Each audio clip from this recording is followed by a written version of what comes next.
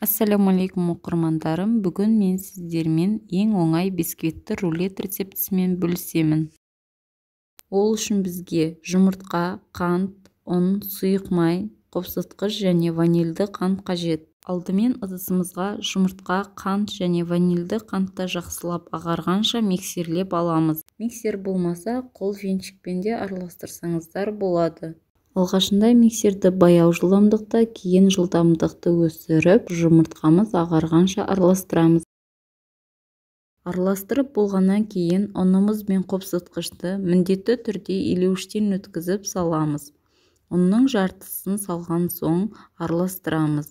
Кейін қалғанын біртіндеп тағы да қосамыз. Массамызды араластыруда кондитерлік күрекше немесе ас қасық пайдалануға болады. Араластырғанда басты ескеретін мәселе төменнен жоғарыға қарай ақырындап араластырамыз. Ұнымыз толықтай араласқаннан кейін сұйық май құйып тағы да жақсылап араластырамыз. Массамыз видеода көріп отырғандарыңыздай үзілмей бір консистенцияда болуы қажет.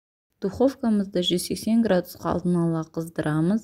Противенге пергамент төсеп, массамызды біркелкі етіп жаймалаймыз. Шамамен 20-25 минутта бисквит дайын болады. Духовкадан алған күйде салқындатпай рулет түрінде ораймыз. Суығаннан кейін қайта ашып, ортасына кремін жағамыз.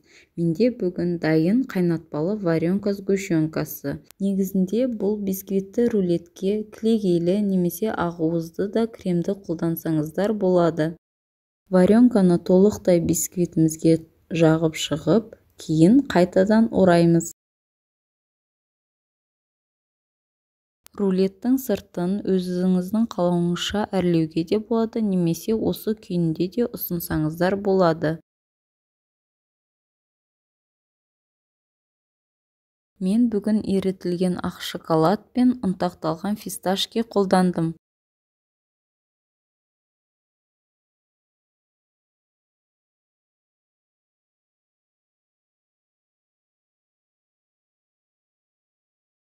Бұл рулетті асығыс уақытта қонақтарыңызға да ұсынсаңыздар болады. Аз уақытта қолжетімді заттармен жасалатын қарапайым рулет рецептісі. Өте нәзік әрі жұп-жұмсақ болып шығады. Дәмі де өте керемет. Міндетті түрде жасап көріңіздер, бәріңіз де жасай алатындарыңызға сенімдімін. Ұнаса лайк басып және каналға жазылуды ұмытпаңыздар. Барлықтарыңызға ас болсын.